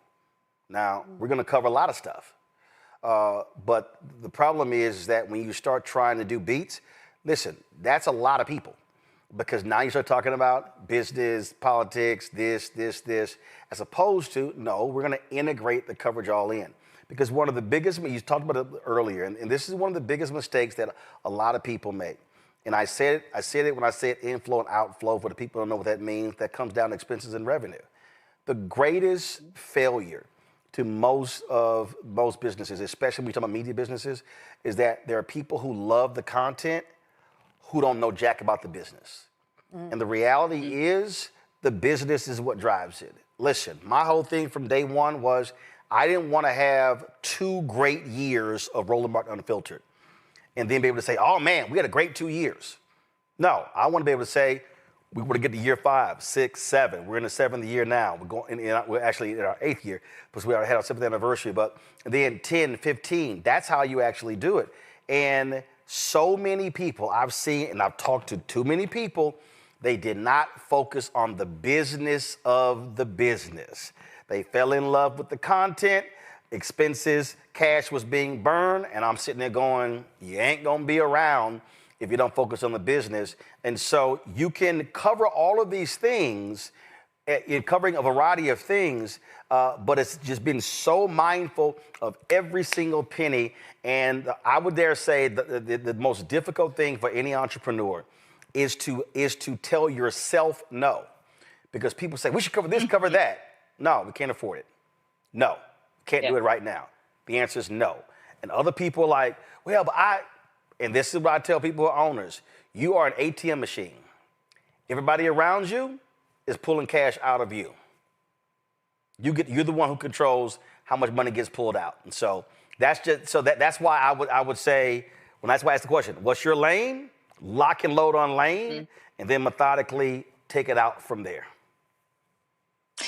I mean, everyone knows this about you, Roland, but that was just a master class. And I think that one of the reasons why I really listened to your advice this summer is because you are doing it, and we can learn from you, and I will be learning from you. And that was the one thing I asked, is for your mentorship, because I don't need to know all the answers. I just need to surround people around me who do have some of the answers and who will give me that advice. And so I appreciate all that you've done to date to help me get to this point. And I'll be calling you, Roland. Oh, not a problem. I mean, like, I'm more than willing to help. And we talk about being able to have you and your folks on. We do that. I had, the tribe on last week.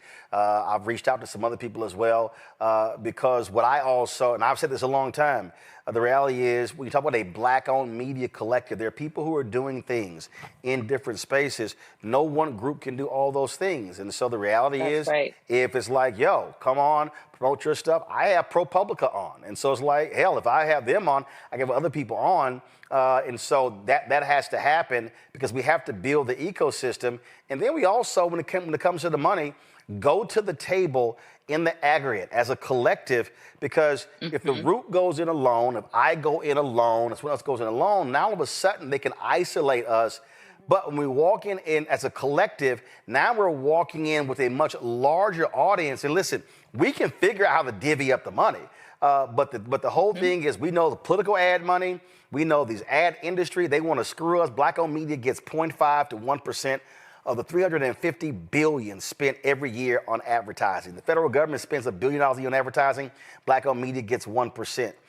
And so I've been riding this thing for a very long time, because this is one of the reasons why Black-owned media has not been able to have sustained growth, and why it's been ups and downs and folks have been dying.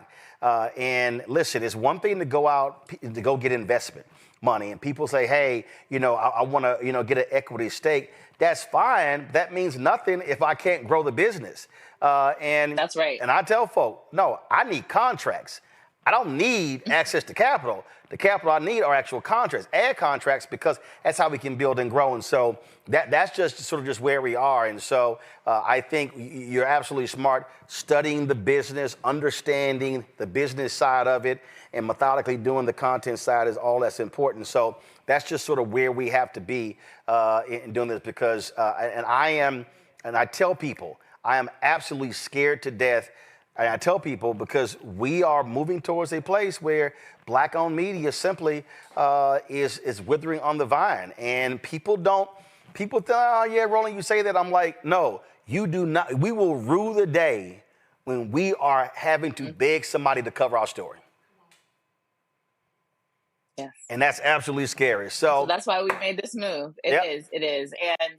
And you said about saying no is, it's not personal. Sometimes you really do have to say no, because you want sustainability. You don't want a one-hit wonder. And so it would be criminal to have bought this property and not run it for sustainability, but also for success. So thank you. You were one of the first people to put it out when we announced that. I really appreciate you sharing the news and, the future partnership we can have. Absolutely. So Ashley, again, congratulations. Good luck with it. Thank you. And look forward to the future growth. Thank you so much, Rob. All right. Thanks a bunch. To the folks who watch this, I want y'all to go to I think this is it. Yeah, it is. So go to my iPad. So y'all see this here? It's called the recount. I want y'all to listen. I talked about this on the show before. So John Heilerman and another guy, they founded the Recount. And the Recount, y'all, raised $32 million. They raised $32 million. They launched the same year that I did. And what was interesting is that they closed up shop. They pretty much shut down December 2022. And well, the trip is, you know what they said? They couldn't figure out a business plan. And I'm like, how in the hell did you raise $32 million and you could not figure out your business plan? And so, look at this here, y'all. I'll pull this story up.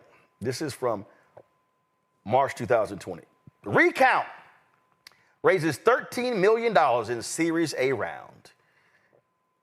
Founders, John Heilemann, John Batelli, okay, went out and raised this money and all this sort of stuff like that, and all these things they're doing. And look at this. Who gave them the money? True Ventures and Viacom CBS and Berta Principal Investments, division of Hubert Berta Media, and the money's going to be used to produce new programming and all this sort of stuff. It's going towards making sure the recount builds strong enough infrastructure to be able to deploy video across multiple distribution platforms. And look, investors who participated in recount seed round: Kevin Durant's 35 Ventures, Ron Conway's SB Angel, and Robert Wolf's 32 Ventures. Look at this. The recount staff of 20 people, mostly journalists. Look at this here. They were in talks with dozens of distribution channels and tech companies like Google and Amazon, and smart TV companies like Samsung and Roku, streaming TV companies like Fubo TV and Quibi, and all this sort of. The company makes money from licensing its content as well as ad revenue splits with some distribution partners and sponsorships. Oh, look at this here. Bank of America and Slack were the company's launch partners. Y'all, that was March 2020. This is December 1st, 2022. Same publication, Axios. The recount plans to suspend operations. Y'all, they raised $34 million. But y'all see this here? They struggled to find a profitable business model. Now, y'all know what's amazing?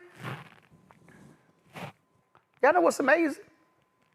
See, I'm going to go ahead and call. Now that I saw that, I'm going to call them again. Y'all know I've had conversations with Bank of America.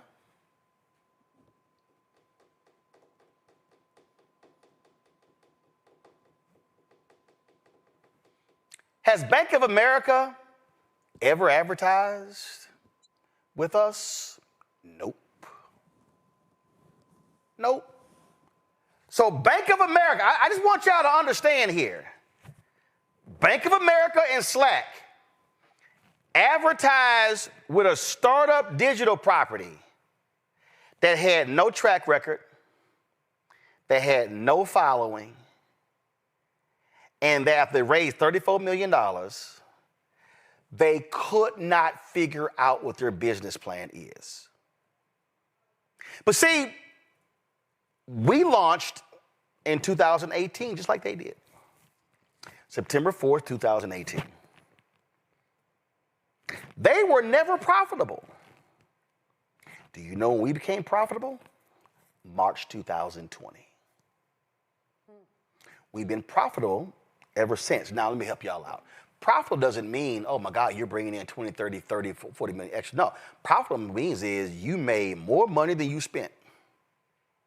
That means you in the black, not in the red. Okay? In the black. I like being in the black.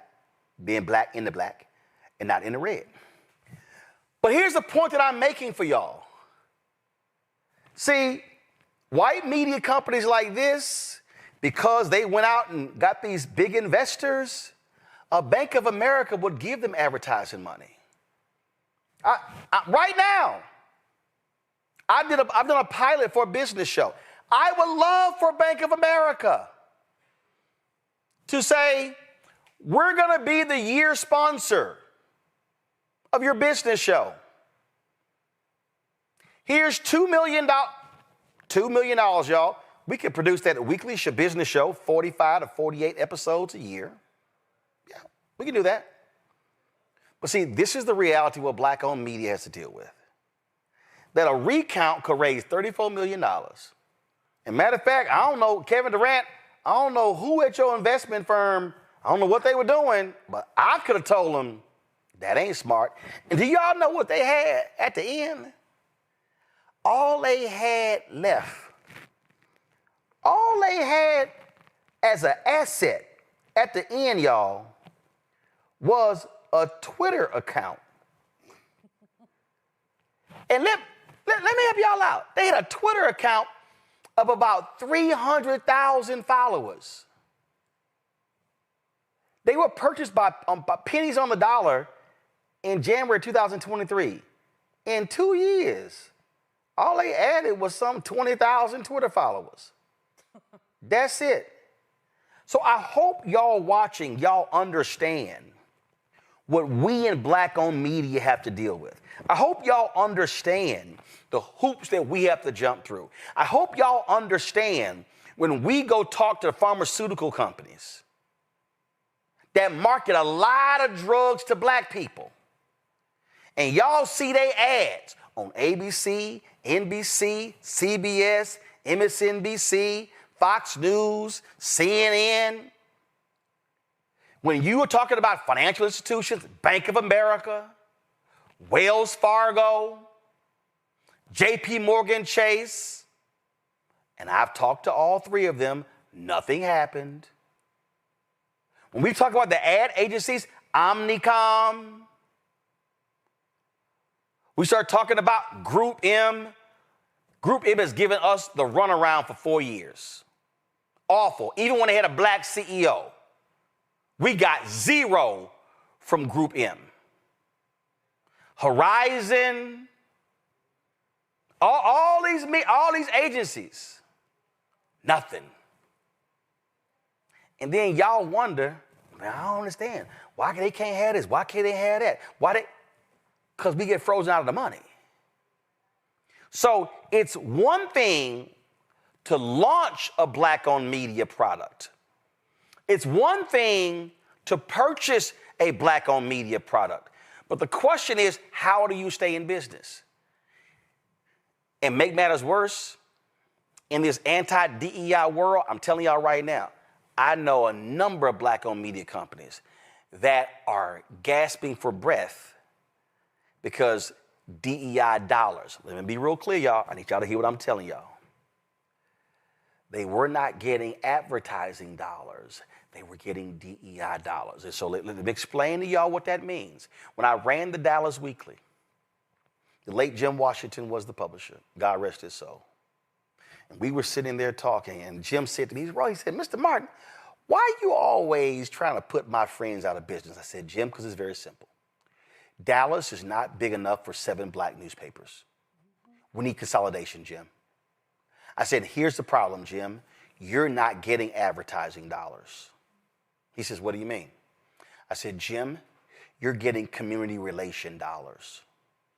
I said, they're taking $12,000. They're taking $12,000, and they are giving you a piece, the Dallas Examiner a piece, the Dallas Post-Tribune a piece, Elite News a piece, Minority Opportunity News a piece. I went down the whole line. Levita a piece.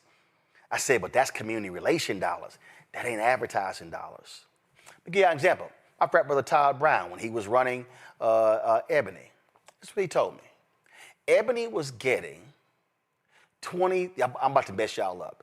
Ebony was getting $20,000 for a full-page ad. Esquire, which was smaller than Ebony, was getting $200,000 for the exact same full-page ad. You may say, well, hold up, Ebony? Ebony? Yes, because the white ad firms and the white-run Fortune 500 companies, they actually value a white consumer more than they do a Black consumer. I'm about to mess y'all up even further. See, this actually turned into our Where's Our Money segment. I'm about to mess y'all up even further. Read Brett Pulley's book, The $1 Billion Bet, the unauthorized biography of Bob Johnson and BET. In that book, Brett Pulley wrote that when Viacom, now Skydance Paramount, when Viacom, owned by Sumner Redstone, run by Mel Karmazin, when they were negotiating to buy BET, which they did for $2.8 billion, it was $2.4 billion in the assumption of $400 million in debt, they looked at BET's books and they discovered that BET, which had similar ratings and was in the similar cable homes, similar distribution as MTV, that BET was getting $1,500 for a commercial spot, and MTV was getting $8,000 for the same commercial spot. Let me repeat that. BET was getting $1,500 for a spot, 30 or 60 seconds, I can't remember. MTV was getting $8,000 for the same spot. Because, see, they valued MTV's white viewers more than they valued BET. So that's what we call in the media business the black tax.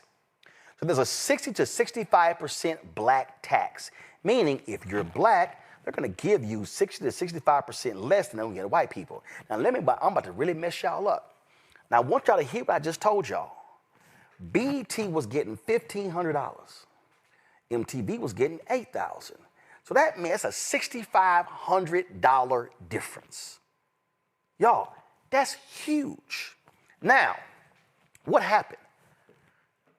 Bob and Sheila Johnson, who own BET, sold BET for $2.8 billion. Bob and Sheila Johnson, John Malone was one of the top investors. So Bob and Sheila Johnson, they got the majority of the money.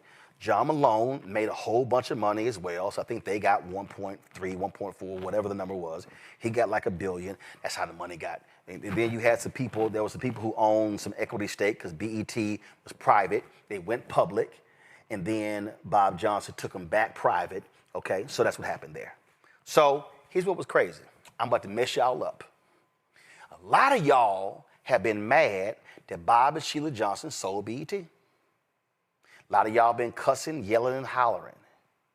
Well, guess what? They took their own money and built BET, and they took that money, and they've now been able to buy a whole bunch of other stuff with the money from BET, and so they actually own more companies and have more people who they employ now than when they had BET. But here's what I'm about to mess y'all up.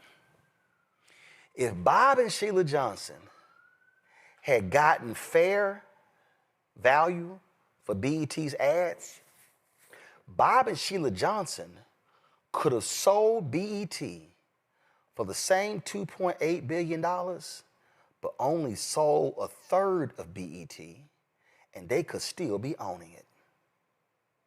I'm gonna let that sit with y'all for a second. Bob and Sheila Johnson had a black tax not been slapped on them, Bob and Sheila Johnson could have sold BET for $2.8 billion. They could have sold a third of BET.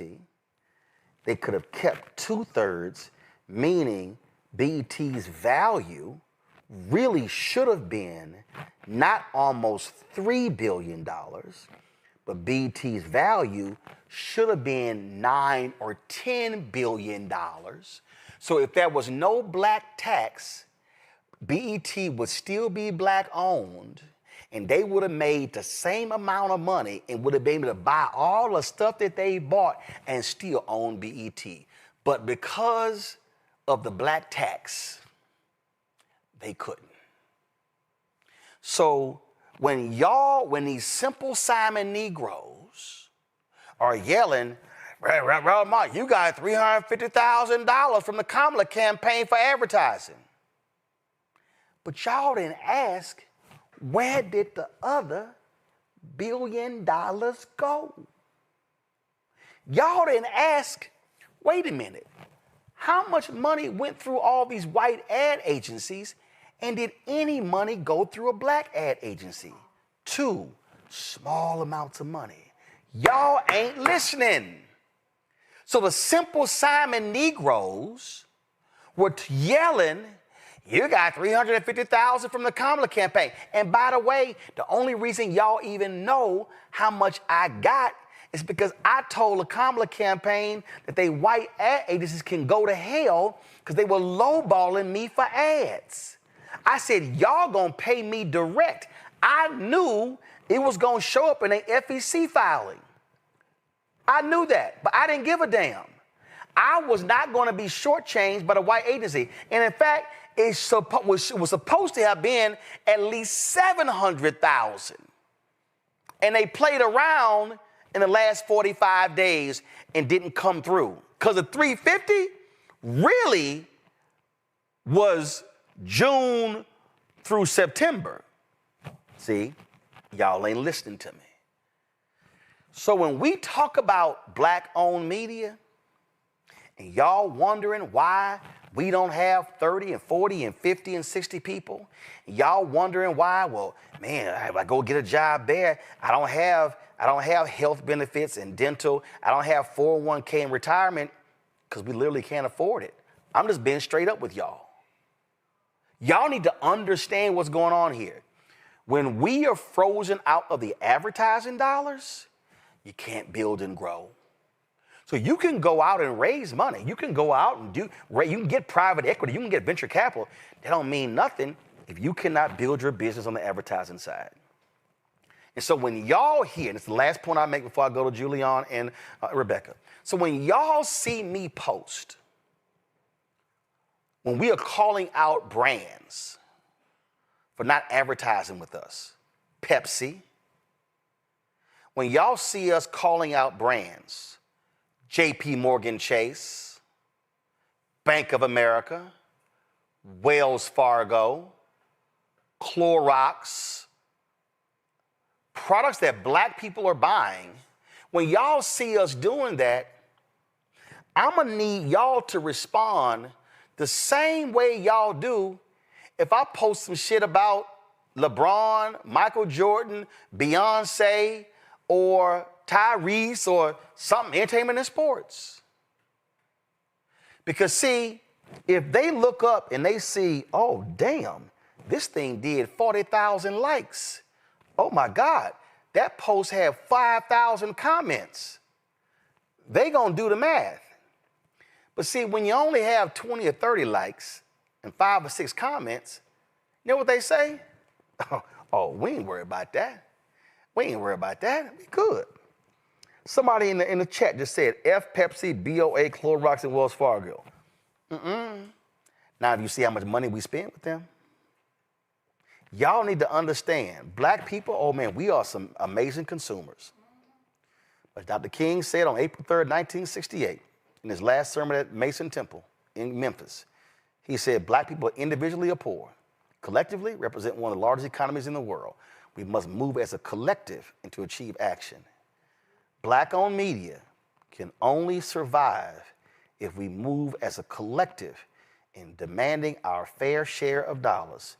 And if there are companies and these represented by these ad agencies that refuse to spend money with black-owned media, then we will come back and tell our black audience that they will not spend money with us and we should not spend money with them.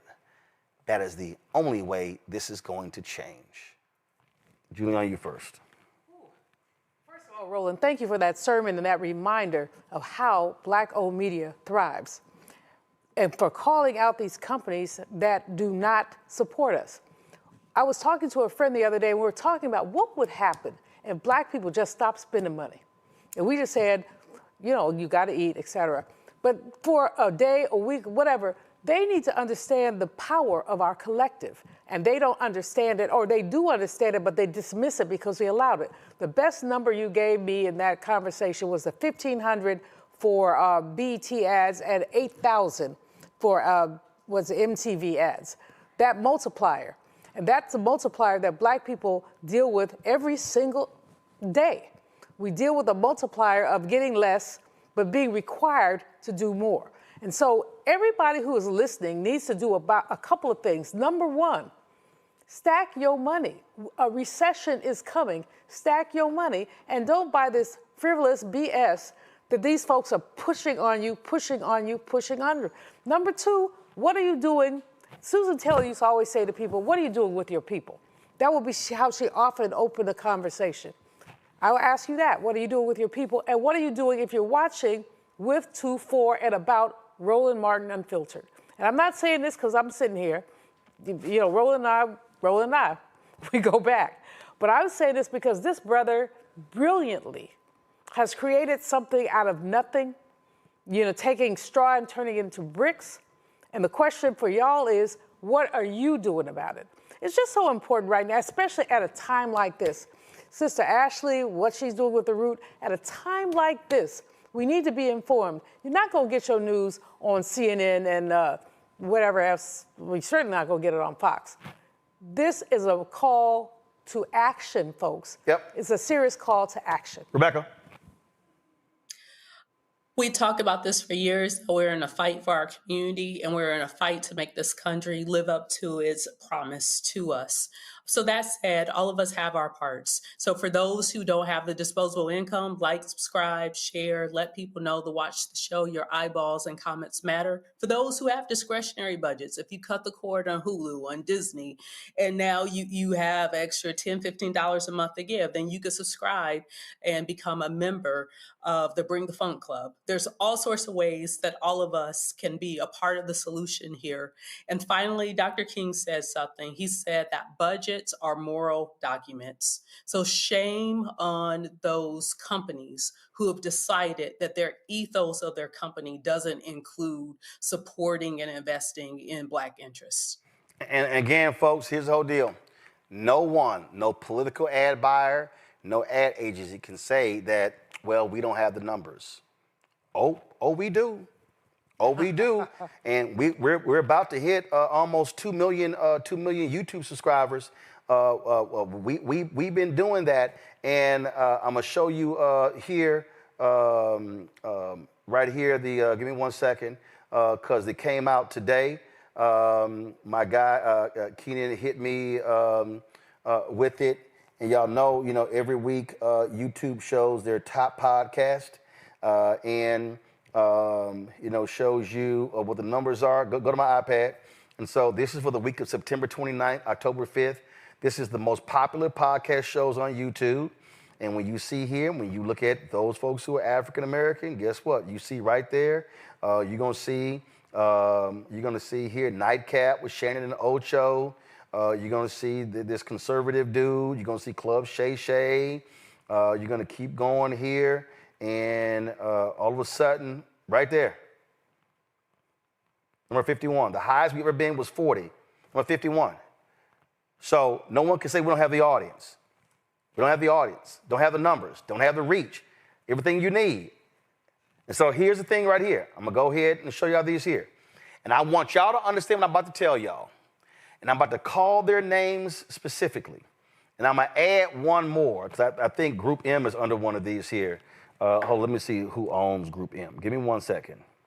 And because Group M has been the most egregious because they've done nothing with us. So WPP owns Group M. So go to my iPad. These are the 5 largest ad agency holding companies in the world. WPP, that's formerly Group M, okay? Publicis Group, Omnicom Group, Interpublic Group of Companies, IPG, Dentsu Group. I want all y'all to understand, since we launched this show, now go back, since we launched this show, we have met with WPP, Group M, numerous times. I got all the emails. They know me well. We met with Publicis Group many times. My team has met with Omnicom. We met with Interpublic Group of Companies. We met with Dentsu. Y'all don't want me to start calling names of execs at these 5 companies. I'll show y'all emails. In the 7 years of Roland Martin Unfiltered, in the 4 years of Black Star Network, in the 7 years of Roland Martin Unfiltered, And in the 4 years of Black Star Network, go back to my iPad, these 5 agencies representing billions of dollars in major companies, not 1 cent. After all of the meetings, the emails, the presentations, I've flown to New York. My guys at Urban Edge Network has flown there. WPP, formerly Group M, Publicis Group, Omnicom Group, Interpublic Group of Companies, Dentsu Group. Not 1 penny spent. General Motors falls under Dentsu. I negotiated that deal directly with General Motors. Coca-Cola, directly with Coca-Cola. The companies that you have seen us do stuff with, we did direct deals with those companies. These 5 agencies have frozen us out of the business. And the only way the Root is going to survive, and the Tribe, and the other Black-owned media outlets, and there's some things they do. Some dollars are going to Urban One. Some stuff is going to Black Enterprise, going to Essence for the music festival. And they wanted to force all of us to go through Group M, one black company, but they didn't tell the LGBTQ folks to go to Group Pink. They didn't tell the white-owned media companies to go to Group White. They didn't tell Latinos to go to Group Brown, but they wanted to force Black people to go through one ad agency who was trying to charge us outrageous fees to get ads. We said, hell no. And now they suing each other. But I want y'all to understand, we will never be able to thrive. Because right now, Black-owned media is surviving. We will never be able to thrive as long as these companies are freezing us out of the money. I'm going to show y'all one last time. And I'm calling them out by name. And I'm telling y'all right now, come on, go. I'm telling y'all right now, to the executives at WPP Group M, and Publicis Group, and Omnicom Group, and Interpublic Group of Companies, IPG, and Dentsu Group, we're right now in the 4th quarter of 2025. If these companies leave us out of their 2026 budgets, I'm going to start naming the people who we have been emailing and meeting with, and I'm going to show you their photos because they are the ones who have been freezing us and other Black-owned media out of the money. That is not a threat, it's a promise. Because I'm sick and tired of meetings. I'm sick and tired of them just stringing us along, another meeting. No. We will not be able to build and grow. I have the plan, y'all. I have the plan right now. Do y'all know that if we got $5 million in advertising a year, we would have 40 additional people hired? I have the plan already. We would have people placed in 7 cities across the country, being able to cover more stuff, being able to have more footprint. We've done a whole lot with little. But we've proven